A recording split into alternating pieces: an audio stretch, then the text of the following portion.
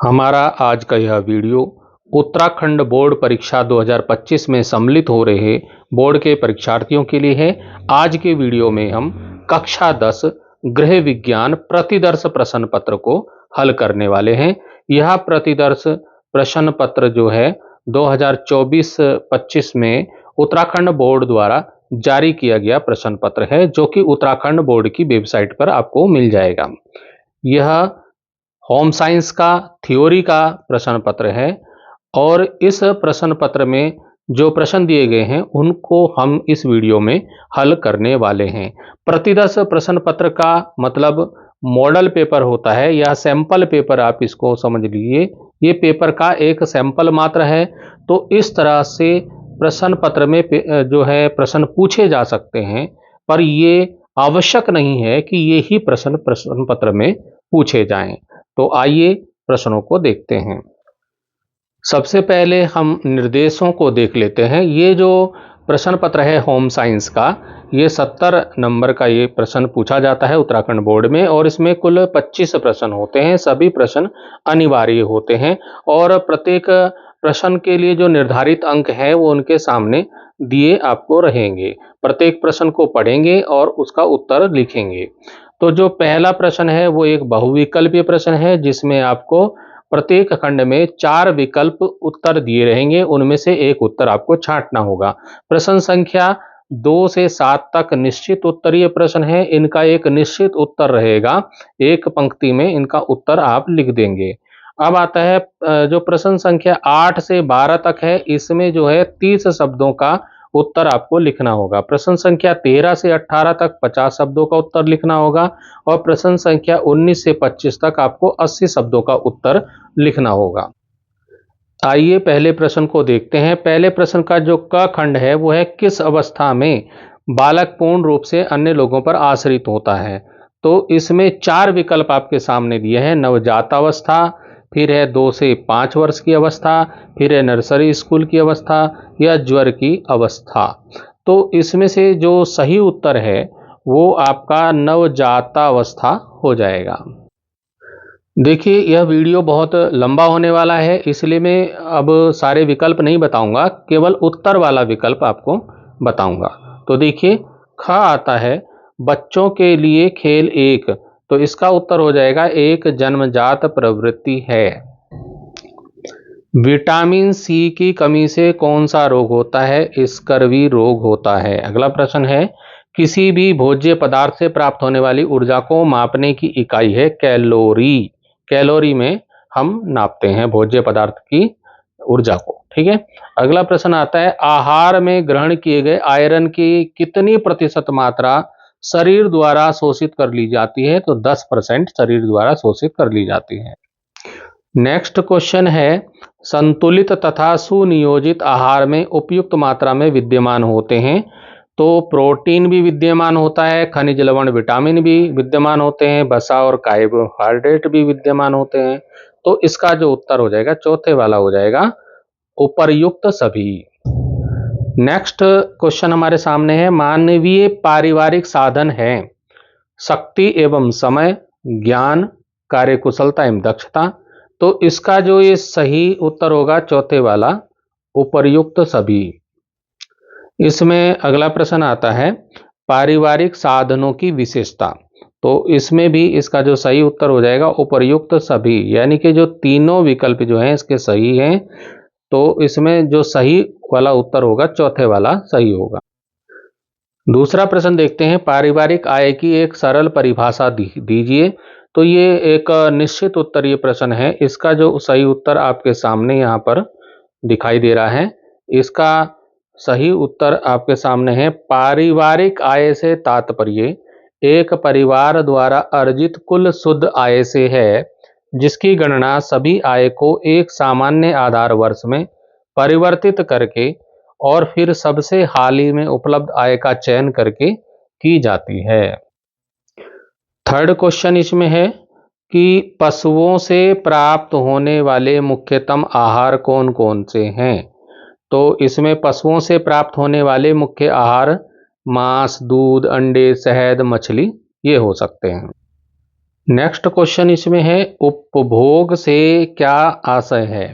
तो इसका उत्तर हो जाएगा किसी वस्तु या सेवा का उपयोग करना, खरीदना या खाना उपभोग कहलाता है।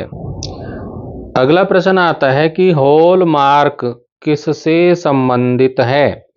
तो हॉलमार्क आपने सुना होगा, तो इसका उत्तर हो जाएगा हॉलमार्क भारतीय मानक ब्यूरो BIS, ये भारतीय मानक ब्यूरो BIS जैसे मान्यता प्राप्त प्राधिकरण से जुड़ा है। यह सोने, चांदी, प्लेटिनम और कुछ देशों में प्लेडिनियम जैसे बहुमूल्य धातुओं पर लगाया जाने वाला आधिकारिक चिन्ह है। यह चिन्ह इन धातुओं की गुणवत्ता को प्रमाणित करता है, उनकी शुद्धता को प्रमाणित करता है। 6 प्रश्न हमारे सामने है। छठा प्रश्न, मुख्य रूप से किन वस्तुओं से कलफ तैयार किया जाता है?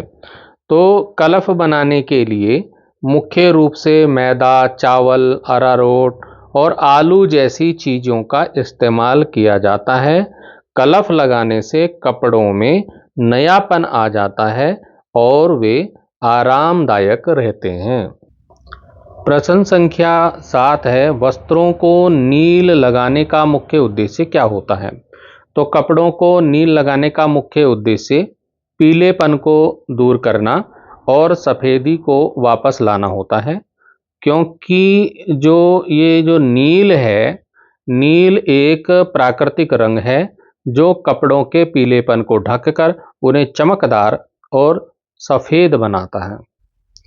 प्रश्न 8 देखिए, विकास की 2 मुख्य विशेषताओं का उल्लेख कीजिए। तो विकास की 2 मुख्य विशेषताएं क्या हैं, उनको देखते हैं। एक तो है निरंतरता। विकास जीवन भर चलने वाली एक सतत प्रक्रिया है। यह गर्भधारण से लेकर मृत्यु तक चलता रहता है। दूसरा जो इसमें है वो है क्रमबद्धता। क्रमबद्धता में विकास एक निश्चित क्रम में होता है। उदाहरण के लिए बच्चे पहले बैठना सीखते हैं, फिर रेंगना सीखते हैं और फिर चलना सीखते हैं। प्रश्न संख्या 9 है, रचनात्मक खेल से क्या आशय है? तो इसका उत्तर हो जाएगा रचनात्मक खेल वह खेल है जिसमें बच्चे अपनी कल्पना और रचनात्मकता का उपयोग करके कुछ नया बनाते हैं। इसमें चित्रकला, संगीत, नृत्य, नाटक और अन्य गतिविधियां शामिल हो सकती हैं। और रचनात्मक खेल से जो है बच्चों के संज्ञानात्मक, सामाजिक और भावनात्मक विकास के लिए ये बहुत आवश्यक है, रचनात्मक खेल। आइए प्रश्न संख्या 10 देखते हैं। आहार स्वास्थ्य विज्ञान के अनुसार भोजन परोसने की सही व्यवस्था का उल्लेख कीजिए। तो आहार स्वास्थ्य विज्ञान के अनुसार भोजन परोसने की सही व्यवस्था इस प्रकार से हो सकती है। नंबर 1 जो है, भोजन को साफ और स्वच्छ तरीके से परोसा जाना चाहिए। दूसरा नंबर है कि भोजन को उचित तापमान पर परोसा जाना चाहिए। नंबर 3 है, भोजन को आकर्षक तरीके से परोसा।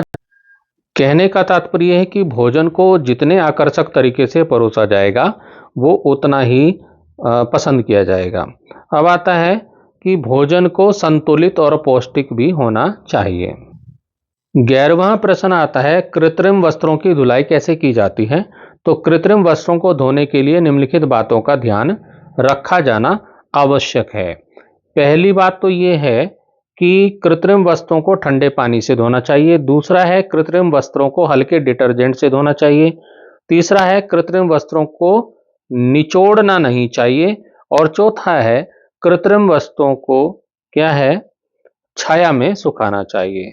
अब प्रश्न संख्या 12 आता है, स्वयं बनवाए गए वस्त्रों के गुणों का उल्लेख कीजिए। जो आप स्वयं बनवाते हैं, सिलवाते हैं, उनमें क्या गुण हो सकते हैं? तो स्वयं बनवाए गए वस्त्रों के निम्नलिखित गुण होते हैं। नंबर 1, फिटिंग सही होती है। जो आप अपना बनवाओगे उनकी फिटिंग बढ़िया होगी। स्वयं बनवाए गए वस्त्र शरीर के आकार के अनुसार बनाए जाते हैं, इसलिए वे बेहतर फिटिंग वाले होते हैं। दूसरा आता है उनका डिजाइन। स्वयं बनवाए गए वस्त्रों को अपनी पसंद के अनुसार आप डिजाइन करवा सकते हैं। तीसरा, गुणवत्ता। स्वयं बनवाए गए वस्त्रों को उच्च गुणवत्ता वाले कपड़ों से बनाया जा सकता है, कि जो आप स्वयं बनवा रहे हैं तो आप कपड़ा अच्छा ले सकते हैं, अच्छी क्वालिटी का आप कपड़ा ले सकते हैं। तीसरी जो बात है वो है किफ़ायती। स्वयं बनवाए गए वस्त्र बाजार में मिलने वाले वस्त्रों की तुलना में अधिक किफ़ायती हो सकते हैं। 13 क्वेश्चन जो है वो है विकास तथा वृद्धि में अंतर स्पष्ट कीजिए। विकास और वृद्धि में निम्नलिखित अंतर हो सकते हैं। इसको आप डिटेल में लिख सकते हैं, मैं शॉर्टकट में आपको बताता हूं कि विकास और वृद्धियों को दो हिस्से में हमने बांटा। तो यह है विकास, ये वृद्धि। तो विकास क्या होता है? गुणात्मक परिवर्तन होता है विकास में, और वृद्धि में मात्रात्मक परिवर्तन होता है। विकास निरंतर चलने वाली प्रक्रिया है और वृद्धि एक निश्चित अवधि तक होती है। और विकास में समग्र परिवर्तन होता है और वृद्धि में शारीरिक परिवर्तन होता है। प्रश्न संख्या 14 है, छोटे बच्चों की पुस्तकें किस प्रकार की होनी चाहिए? तो छोटे बच्चों की जो पुस्तकें हैं वो निम्नलिखित प्रकार से होनी चाहिए।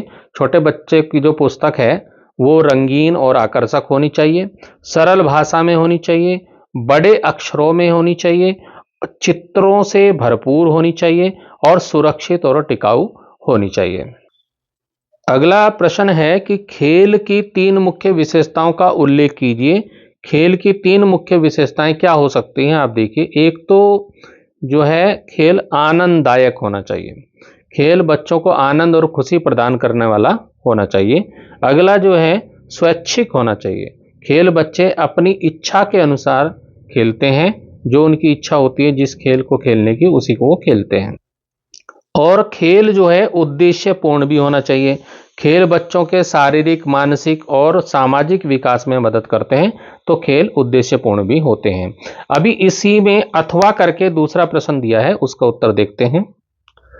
प्रश्न है कि 2 वर्षीय कृतिका अपने खिलौनों को जोड़कर अलग अलग आकार देती रहती है। यह किस प्रकार का खेल है? खेलों के अन्य प्रकार भी लिखिए।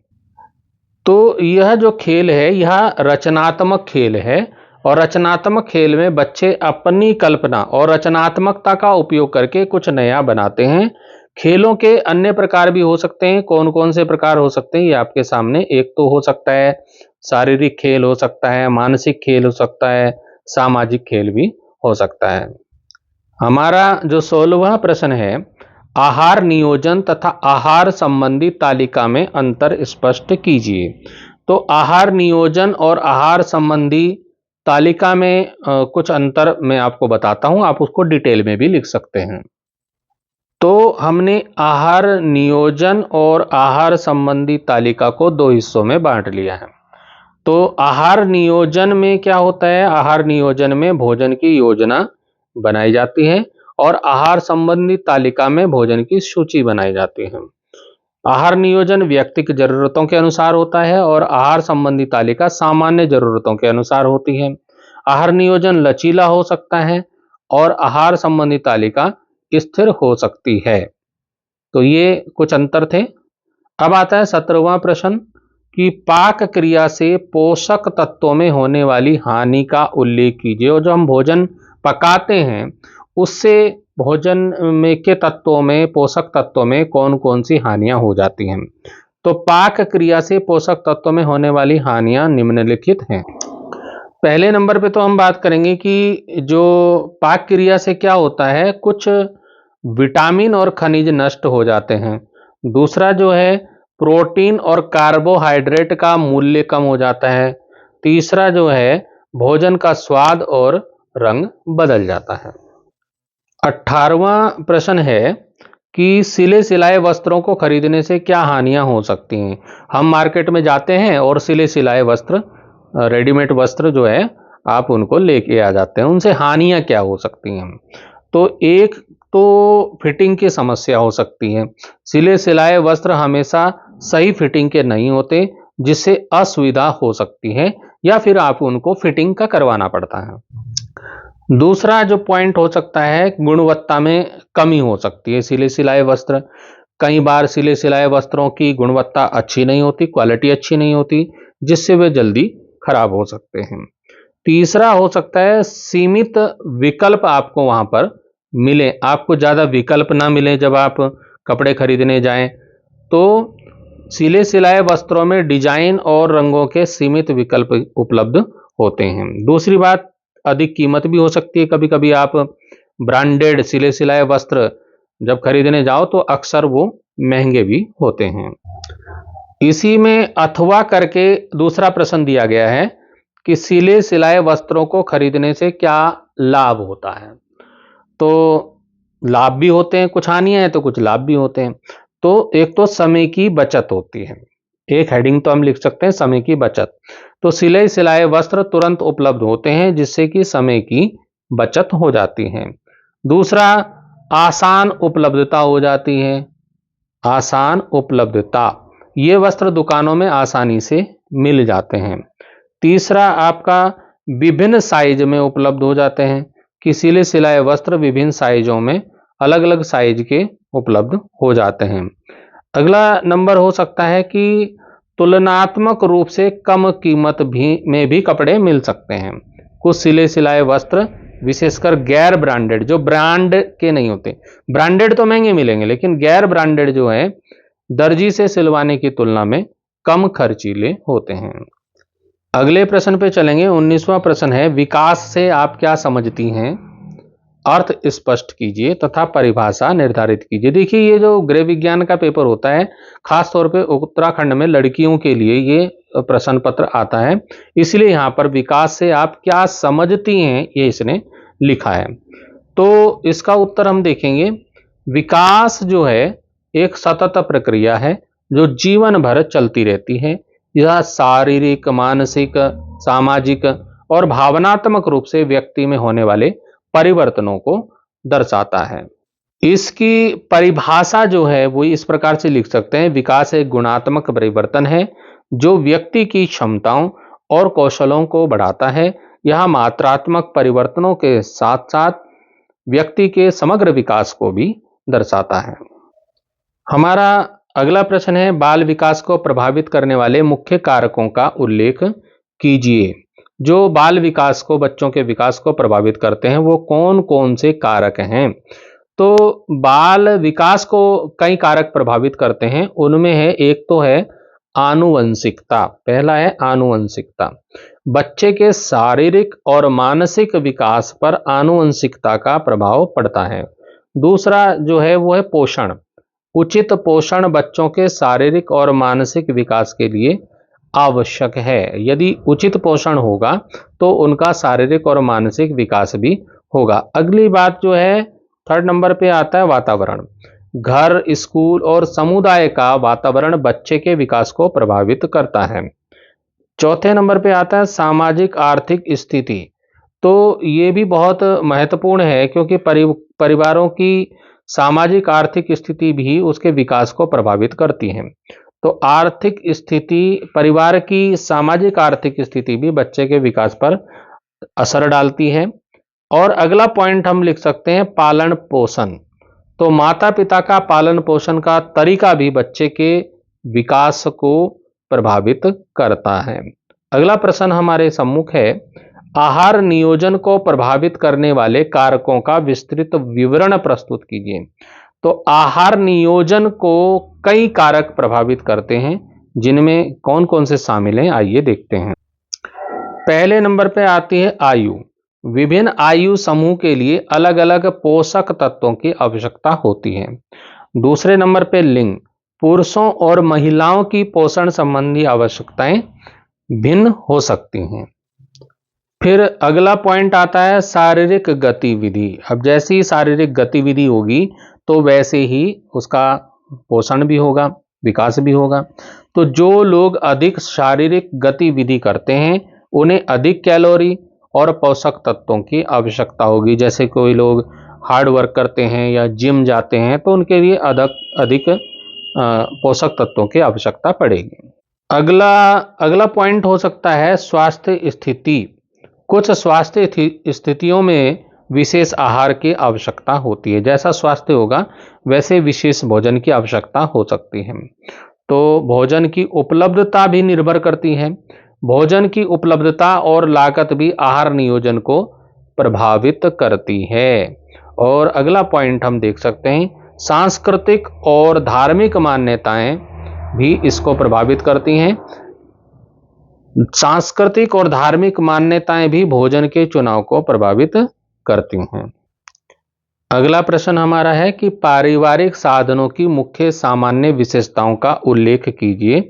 तो पारिवारिक साधनों की मुख्य विशेषताएं आपके सामने हैं। पहला पॉइंट है सीमितता। पारिवारिक साधन सीमित मात्रा में उपलब्ध होते हैं। दूसरा जो है वैकल्पिकता, एक साधन का उपयोग कई उद्देश्यों के लिए किया जा सकता है।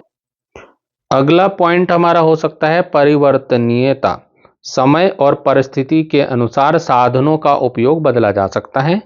और अगला पॉइंट है पूरकता, कुछ लक्ष्यों को प्राप्त करने के लिए एक से अधिक साधनों की आवश्यकता होती है।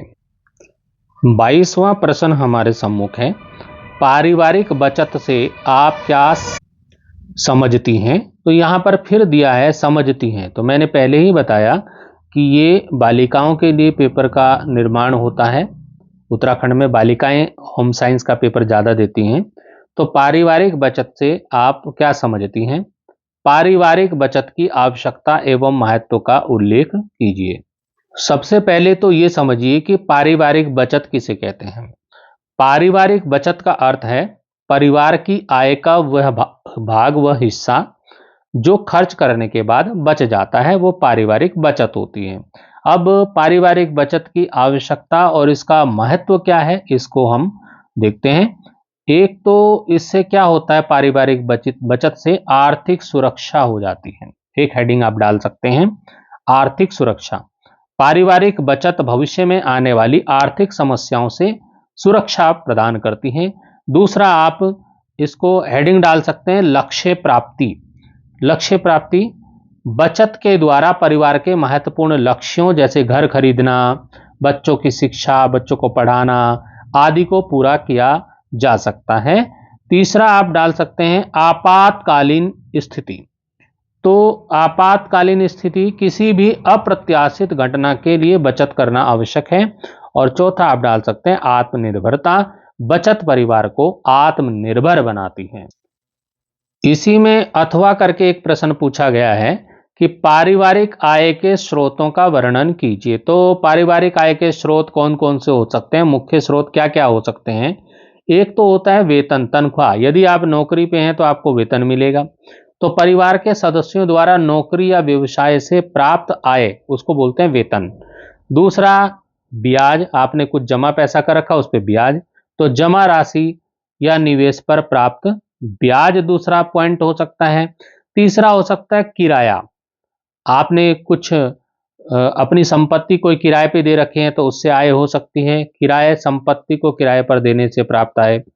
पेंशन हो सकता है, सेवानिवृत्त हो गए, रिटायर हो गए नौकरी से, तो पेंशन से जो आय मिल रही है तो वो भी परिवार की आय का साधन हो सकती है। फिर हो सकता है सरकारी सहायता, कुछ सरकार से कुछ मदद मिले, जैसे सरकार किसान निधि, किसानों को किसान निधि दे रही है, तो सरकार से अलग से भी कुछ मदद मिलती है। तो सरकार द्वारा दी जाने वाली आर्थिक सहायता भी पारिवारिक आय का साधन हो सकती है। 23वां प्रश्न है लेबल तथा डिब्बाबंदी संबंधी नियमों का विस्तृत विवरण दीजिए। विस्तृत विवरण दे रहा है, मतलब बड़ा उत्तर हो सकता है इसका, ठीक है। तो यह है कि लेबल और डिब्बाबंदी किसी भी उत्पाद के लिए महत्वपूर्ण पहलू हैं। खासकर खाद्य उत्पादों के लिए उपभोक्ताओं को उत्पादों के बारे में सही और पर्याप्त जानकारी प्रदान करने के लिए लेबलिंग, मतलब लेबल, और डिब्बाबंदी संबंधी नियमों का पालन करना चाहिए। हम यहां आपको लेबल और डिब्बाबंदी संबंधी कुछ महत्वपूर्ण नियमों का विवरण दे रहे हैं। तो इस तरह से सबसे पहले हम लेबलिंग के नियम बता देते हैं। उत्पाद का नाम और विवरण, लेबल पर उत्पाद का नाम और उसका संक्षिप्त विवरण स्पष्ट रूप से लिखा होना चाहिए। दूसरा सामग्री, उत्पाद में प्रयुक्त सभी सामग्रियों की सूची उनके वजन और मात्रा के अनुसार घटते क्रम में दी जानी चाहिए।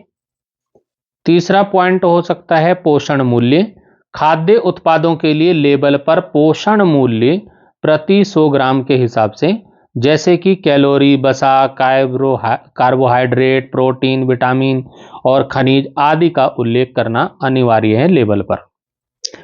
लेबल पर निर्माता का नाम और पता भी होना चाहिए। उत्पाद के निर्माता या पैकर का नाम और पता लेबल पर स्पष्ट रूप से होना चाहिए। और दूसरा, उसका वजन और मात्रा ये भी स्पष्ट रूप से उसमें लेबल पर लिखी होनी चाहिए। उत्पाद का वजन, मात्रा, इकाई, लेबल स्पष्ट रूप से होना चाहिए। उत्पादन और समाप्ति तिथि यानी कि उसकी एक्सपायरी डेट भी लिखी होनी चाहिए। वो कब बना, कब तक उसको यूज कर सकते हैं। उत्पाद के निर्माण और समाप्ति की तिथि लेबल पर स्पष्ट रूप से लिखी होनी चाहिए। और उसमें भंडारण निर्देश भी होना चाहिए कि इसको कैसे रखें अपने घर में। तो उत्पाद को कैसे स्टोर करना है, इसके लिए निर्देश लेबल पर दिए होने चाहिए। इसको बोलते हैं भंडारण निर्देश। और एलर्जी संबंधी जानकारी भी लेबल पर होनी चाहिए। यदि उत्पाद में कोई एलर्जी पैदा करने वाली सामग्री है तो उसका उल्लेख भी लेबल पर स्पष्ट रूप से होना चाहिए। और क्या अन्य जानकारी लेबल पर होनी चाहिए, वो है कुछ उत्पादों के लिए, जैसे कि दवाओं और सौंदर्य प्रसाधन के लिए लेबल पर अतिरिक्त जानकारी जैसे कि उपयोग के निर्देश, सावधानियां आदि देना आवश्यक होता है। तो ये थी लेबलिंग। लेबल के क्या निर्देश हो सकते हैं। अब करते हैं डिब्बाबंदी। दूसरा पॉइंट था इसमें डिब्बाबंदी। तो डिब्बाबंदी कैसी होनी चाहिए। एक तो उसकी सुरक्षा। डिब्बाबंदी उत्पाद को नुकसान से बचाने के लिए पर्याप्त मजबूत डिब्बाबंदी होनी चाहिए। दूसरा, उसमें स्वच्छता का ध्यान रखना चाहिए। डिब्बाबंदी सामग्री साफ और सुरक्षित होनी चाहिए और उसमें किसी भी प्रकार की गंदगी या दूषित पदार्थ नहीं होना चाहिए। और क्या फिर लेबलिंग की बात आती है। डिब्बाबंदी पर लेबल स्पष्ट रूप से और सही ढंग से लगा होना चाहिए। और अन्य आवश्यकताएं क्या हो सकती हैं। कुछ उत्पादों के लिए, जैसे कि खाद्य उत्पादों के लिए, डिब्बाबंदी सामग्री विशेष रूप से खाद्य उपयोग के लिए सुरक्षित होनी चाहिए। इसके लिए कुछ कानूनी आवश्यकताएं हो सकती हैं। भारत में लेबलिंग और डिब्बाबंदी से संबंधित कई कानून और नियम बनाए गए हैं। जैसे कि आपको कुछ नियमों की जानकारी हम यहाँ पर देते हैं। देखिए, उपभोक्ता संरक्षण अधिनियम 2019। यह अधिनियम उपभोक्ताओं को उत्पादों के बारे में सही जानकारी प्राप्त करने का अधिकार देता है। दूसरा होता है खाद्य सुरक्षा और मानक अधिनियम 2006। यह अधिनियम खाद्य उत्पादों के लिए लेबलिंग और डिब्बाबंदी संबंधी नियमों को निर्धारित करता है। अगला जो नियम है पैकेज्ड कमोडिटीज रूल्स 2011। यह नियम पैक किए गए सामानों के लिए लेबलिंग और डिब्बाबंदी संबंधी आवश्यकताओं को निर्दिष्ट करता है। तो उपभोक्ताओं के लिए यह महत्वपूर्ण है कि वे उत्पादों को खरीदते समय लेबल को ध्यान से पढ़ें और उसमें दी गई जानकारी को समझें। यदि उन्हें किसी उत्पाद के बारे में कोई संदेह है तो वे निर्माता या विक्रेता से संपर्क कर सकते हैं। प्रश्न संख्या 23 का अथवा करके प्रश्न है, उपभोक्ताओं के संरक्षण के उपायों का विस्तृत विवरण प्रस्तुत कीजिए। तो इसमें उपभोक्ता संरक्षण का क्या अर्थ है, पहले तो ये समझ लीजिए। उपभोक्ता संरक्षण का अर्थ है उपभोक्ताओं के हितों की रक्षा करना। उपभोक्ताओं को विभिन्न प्रकार के खतरों से बचाने के लिए कई उपाय किए गए हैं। इन उपायों का उद्देश्य उपभोक्ताओं को उत्पादों और सेवाओं के बारे में सही जानकारी प्राप्त करने, उनके साथ होने वाले अन्याय से बचाने और उन्हें शिकायत दर्ज करने का अधिकार देना है। तो यहाँ उपभोक्ताओं के संरक्षण के लिए कुछ महत्वपूर्ण उपायों का विवरण दिया है। एक जो है वो है शिक्षा और जागरूकता। उपभोक्ताओं को उनके अधिकारों और जिम्मेदारियों के बारे में शिक्षित करना महत्वपूर्ण है।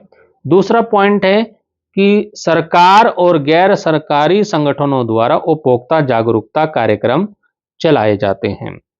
इन कार्यक्रमों के माध्यम से उपभोक्ताओं और उत्पादों और सेवाओं के बारे में सही जानकारी, शिकायत दर्ज करने की प्रक्रिया और उपभोक्ता संरक्षण कानूनों के बारे में बताया जाता है। उपभोक्ता संरक्षण कानून कौन सा है? तो भारत में उपभोक्ताओं के हितों की रक्षा के लिए कई कानून बनाए गए हैं, जैसे कि उपभोक्ता संरक्षण अधिनियम 2019। इन कानूनों के तहत उपभोक्ताओं को विभिन्न अधिकार दिए गए हैं, जैसे कि सही जानकारी पाने का अधिकार, सुरक्षित उत्पादों और सेवाओं का अधिकार, शिकायत दर्ज करने का अधिकार आदि। इसमें शिकायत नियंत्रण तंत्र जो होता है वो उपभोक्ताओं को उनकी शिकायतों के निवारण के लिए विभिन्न तंत्र उपलब्ध कराए गए हैं। उपभोक्ता अपनी शिकायतें निर्माता, विक्रेता या सेवा प्रदाता के पास दर्ज करा सकते हैं। यदि उपभोक्ता की वहां सुनवाई नहीं होती तो वे उपभोक्ता फोरम दर्ज शिकायत कर सकते हैं। मानक और गुणवत्ता नियंत्रण, उपभोक्ताओं को सुरक्षित और गुणवत्तापूर्ण उत्पाद और सेवाएं मिलें, इसके लिए विभिन्न मानक और गुणवत्ता नियंत्रण उपाय दिए गए हैं। भारतीय मानक ब्यूरो BIS उत्पादों की गुणवत्ता के लिए मानक निर्धारित करता है। सरकार विभिन्न उत्पादों और सेवाओं के लिए गुणवत्ता नियम बनाती है, नियंत्रण के नियम बनाती है। मिलावट और नकली उत्पादों पर नियंत्रण कैसे होगा? उपभोक्ताओं को मिलावटी और नकली उत्पादों से बचाने के लिए सरकार द्वारा कई उपाय किए जाते हैं। खाद्य पदार्थों में मिलावट रोकने के लिए खाद्य सुरक्षा और मानक अधिनियम 2006 बनाया गया है। नकली उत्पादों की बिक्री रोकने के लिए भी कई कानून लागू किए गए हैं। विज्ञापन और विपणन में पारदर्शिता बनाने के लिए नियम हैं। उपभोक्ताओं को गुमराह करने वाले विज्ञापनों और विपणन प्रथाओं पर नियंत्रण रखना आवश्यक है। विज्ञापन में उत्पादों और सेवाओं के बारे में सही जानकारी दी जानी चाहिए। भ्रामक विज्ञापनों के खिलाफ उपभोक्ता शिकायत दर्ज करा सकते हैं। उपभोक्ता संगठनों की इसमें क्या भूमिका हो सकती है? जो उपभोक्ता संगठन हैं, उपभोक्ता संगठन उपभोक्ताओं के हितों की रक्षा के लिए महत्वपूर्ण भूमिका निभाते हैं। ये संगठन उपभोक्ताओं को उनके अधिकारों के बारे में जागरूक करते हैं, उनकी शिकायतों को हल करने में मदद करते हैं। उपभोक्ता संरक्षण कानूनों के बारे में सरकार को सुझाव भी देते हैं। तो उपभोक्ताओं को अपने अधिकारों के बारे में जागरूक होना और उनका उपयोग करना चाहिए। उन्हें किसी भी प्रकार की शिकायत होने पर तुरंत शिकायत दर्ज करनी चाहिए। अब आता है 24वां प्रश्न। 24वां प्रश्न आपके सम्मुख है। शुष्क धुलाई से क्या आशय है? शुष्क धुलाई के लाभ और हानियों का भी उल्लेख कीजिए। तो ये बड़े बड़े प्रश्न हैं थोड़ा, तो इनको आप डिटेल में पढ़ लीजिएगा। आपने अपनी कॉपी में लिखा होगा, किताब में होगा आपकी, तो उसे देख लीजिएगा। तो शुष्क धुलाई एक सफाई प्रक्रिया है जिसमें पानी का उपयोग नहीं किया जाता। इसके बजाय रासायनिक विलायक का उपयोग कपड़ों से गंदगी और दागों को हटाने के लिए किया जाता है। यह प्रक्रिया उन कपड़ों के लिए आदर्श है जो पानी से धोने पर सिकुड़ जाते हैं, क्षतिग्रस्त हो जाते हैं, जैसे कि ऊन, रेशम और साटन के कपड़े। शुष्क धुलाई से कुछ लाभ हैं। पानी से धोने योग्य नहीं कपड़ों के लिए सुरक्षित। शुष्क धुलाई उन कपड़ों के लिए एक उत्कृष्ट विकल्प है जिन्हें पानी से धोने पर नुकसान हो सकता है। दूसरा पॉइंट हो सकता है प्रभावी दाग हटाने। शुष्क धुलाई कई प्रकार के दागों को हटाने में प्रभावी है, खास तौर पर तेल आधारित दागों को। तीसरा पॉइंट हो सकता है कपड़ों का रंग और आकार बरकरार रखता है शुष्क धुलाई। तो पानी के विपरीत शुष्क धुलाई कपड़ों के रंग और आकार को प्रभावित नहीं करती है।